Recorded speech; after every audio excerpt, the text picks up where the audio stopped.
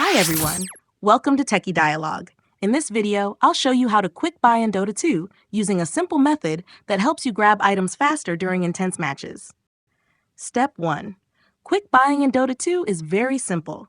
Just press the F4 key to open the in-game shop where all available items are displayed. Step 2. Find the item you want to buy quickly later. Hover your mouse over it, then hold down the Shift key on your keyboard. Step 3. While holding Shift, left-click on the item. This adds it to your Quick Buy panel, which is usually shown near the bottom of your screen. Step 4. Now press F4 again to close the shop. Your selected item stays saved in the Quick Buy slot for fast purchasing.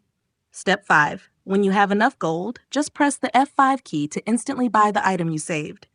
This helps you save time and stay focused on the game. Thanks for watching, and don't forget to subscribe to Techie Dialogue for more helpful Dota 2 tips and tricks.